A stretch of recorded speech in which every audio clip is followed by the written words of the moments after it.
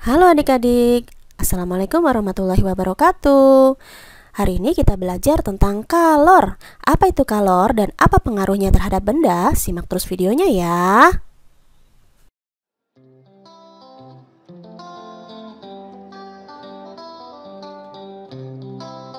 Nah, sekarang kita belajar tentang kalor. Perhatikan dulu ya gambar berikut ini. Dari gambar ini tampak bahwa beberapa anak sedang duduk mengelilingi api unggun. Dan ternyata badan anak-anak tersebut terasa lebih hangat. Kenapa bisa seperti itu? Karena ada kalor yang mengalir dari api unggun ke badan anak-anak tersebut. Jadi kalor adalah energi panas yang berpindah dari benda bersuhu tinggi ke benda bersuhu rendah. Satuan kalor ada dua jenis. Yang pertama ada satuan kalori, dilambangkan dengan kal. Dan yang kedua adalah joule, dilambangkan J. Setiap 1 kalori nilainya sama dengan 4,184 joule dan biasa dibulatkan menjadi 4,2 joule. Dan setiap 1 joule sama dengan 0,239 kalori atau dibulatkan menjadi 0,24 kalori. Ini yang harus adik-adik ingat ya. Terdapat dua pengaruh kalor pada benda. Apa sajakah itu? Pengaruh yang pertama adalah kalor dapat mengubah suhu benda. Dan pengaruh yang kedua adalah kalor dapat mengubah wujud benda. Nah, inilah yang akan kita pelajari satu persatu ya. Kita mulai dari pengaruh yang pertama, yaitu kalor dapat mengubah suhu benda. Nah, apa saja sih faktor-faktor yang mempengaruhinya? Ada beberapa faktor ya yang mempengaruhi kalor dapat mengubah suhu benda. Faktor yang pertama adalah faktor massa benda. Adik-adik ingat ya, massa benda dengan satuan kilogram. Faktor yang kedua adalah jenis benda. Nah, untuk jenis benda ini dipengaruhi oleh yang namanya kalor jenis, karena setiap benda memiliki kalor jenis yang berbeda-beda. Kemudian faktor yang ketiga adalah kenaikan suhu atau perubahan suhunya ya. Adik-adik ingat, untuk perubahan suhu harus mengurangi antara suhu akhir dan suhu awal.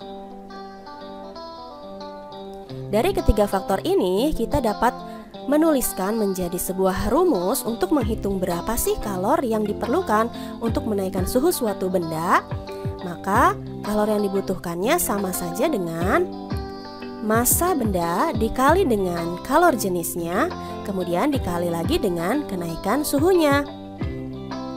Atau kalau dibuat menjadi bentuk rumus atau lambang, maka dituliskan Q sama dengan M kali C kali delta T. Rumus ini supaya lebih ingat, adik-adik cukup mengingatnya Q macet ya, atau Q sama dengan M kali C kali delta T. Q adalah kalor yang diperlukan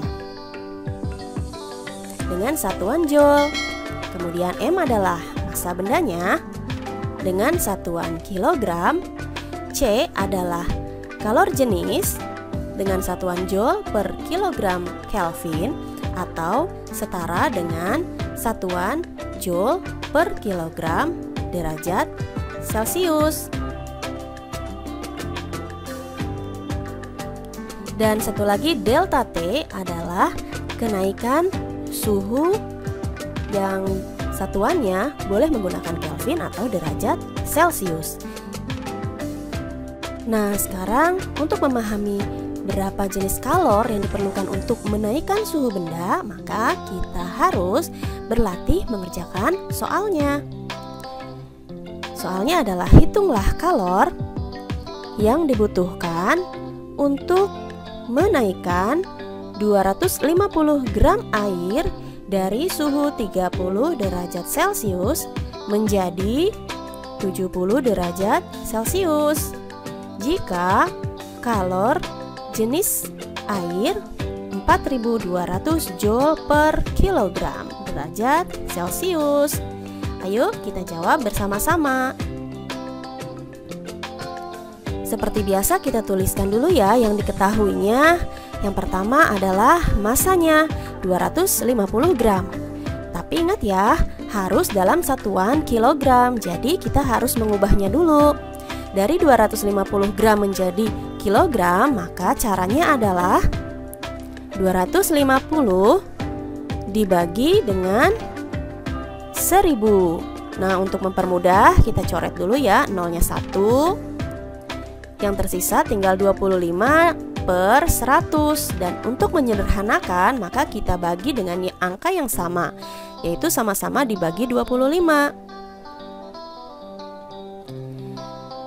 25 dibagi 25, jadi jawabannya 1.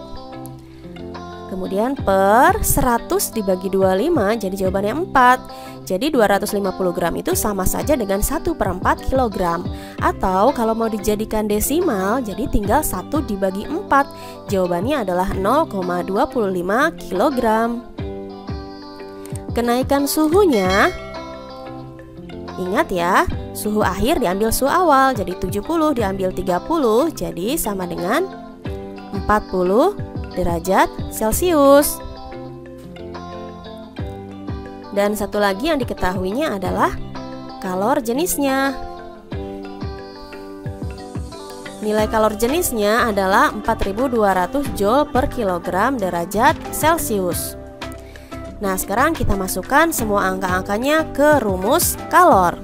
Q sama dengan M dikali C dikali delta T. Kita masukkan angka-angkanya. Q sama dengan nilai M-nya kita gunakan yang paling sederhana ya, yaitu 1/4 dikali nilai C-nya adalah 4.200 dikali delta T-nya atau kenaikan suhunya adalah 40. Nah, ini untuk lebih mempermudah kita bagi dulu ya, 40 dibagi 4. Jawabannya adalah 10. Jadi 10 dikali 4.200, jadi jawabannya adalah 42.000 Joule. Nah, seperti itu ya. Nah, sekarang kita bahas perubahan kalor yang kedua, yaitu kalor dapat mengubah wujud benda. Perhatikan baik-baik perubahan wujud berikut. Ada tanda panah berwarna merah, artinya menyerap kalor. Misalnya perubahan mencair, menguap, dan juga menyublim. Dan tanda panah berwarna biru adalah yang melepaskan kalor. Misalnya membeku, mengembun, dan juga mengkristal. Dari proses perubahan wujud ini, kita dapat mengetahui bahwa kalor dapat mengubah wujud benda tanpa mengubah suhunya. Nah, peristiwa ini biasa disebut dengan peristiwa yang namanya adalah kalor laten. Nah, untuk kalor laten terbagi menjadi dua macam. Jenis yang pertama adalah kalor penguapan atau pengembunan. Dan yang kedua adalah kalor peleburan atau pembekuan. Nah, untuk kalor penguapan atau pengembunan dapat menggunakan rumus Q sama dengan M dikali U. Dan untuk kalor peleburan dan pembekuan bisa menggunakan rumus Q sama dengan M dikali L. Nah, keterangannya adalah Q adalah kalor yang dibutuhkan atau dilepas untuk berubah wujud dengan satuan Joule. M adalah massa zat yang berubah wujud dengan satuan kilogram. U adalah kalor uap atau kalor embun dengan satuan Joule per kilogram.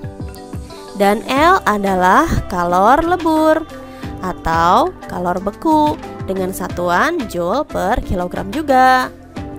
Nah, sekarang kita bahas contoh-contoh soalnya ya yang berkaitan dengan kalor laten. Contoh soal yang pertama adalah hitunglah jumlah kalor yang diperlukan untuk meleburkan 500 gram es menjadi air jika diketahui kalor lebur es adalah 336.000 joule per kilogram. Nah, untuk menjawabnya, kita tuliskan dulu masanya sama dengan 500 gram. Ingat ya, harus kita ubah menjadi satuan kilogram. Masih ingat caranya? Ya, betul, caranya adalah 500 dibagi dengan 1000. Kita coret dulu ya nolnya. Atas coret 2, bawah juga dicoret 2. Jadi 5 dibagi 10 sama saja dengan 1/2 kalau mau disederhanakan ya. Atau kalau mau dijadikan bentuk desimal jadinya 0,5 kg. Kalor leburnya sama dengan 336.000 joule per kilogram. Nah, yang kita cari adalah nilai Q atau kalornya. Q sama dengan M kali L. Masanya yang dipakai adalah 1/2 atau setengah dikali dengan 336.000. Jadi 336.000 dibagi 2 sama dengan 168.000 joule. Nah, sekarang kita masuk ke contoh soal yang kedua. Air bermassa 200 gram dengan kalor uap 2.260.000 joule per kilogram. Berapa kalor yang diperlukan untuk menguapkan separuh air tersebut? Nah, seperti biasa kita tuliskan yang diketahuinya ya. Mula-mula yang diketahuinya adalah massa sama dengan 200 gram. Tapi ingat yang ditanya adalah menguapkan separuh air. Jadi karena yang ditanya adalah separuhnya, separuh atau setengah dari massanya adalah hanya 100 gram ya. Nah, dari 100 gram ini kita jadikan kilogram, jadi 0,1 kilogram. Kalor uapnya 2.260.000 joule per kilogram. Yang ditanya berapa Q atau kalornya. Q sama dengan M dikali U. Jadi masanya 0,1 dikali kalor uapnya 2.260.000. Kita coret dulu nolnya 1 biar lebih mudah. Jadi yang tersisa adalah 226.000 joule. Nah, itulah tadi materi kita kali ini. Mudah-mudahan adik-adik paham ya. Apa itu kalor, bagaimana pengaruh kalor terhadap benda, sampai cara menghitung jumlah kalor. Sampai di sini dulu ya pertemuan kita kali ini. Dan jangan lupa tonton terus video-video selanjutnya. Terima kasih sudah menonton video ini dan wassalamualaikum warahmatullahi wabarakatuh.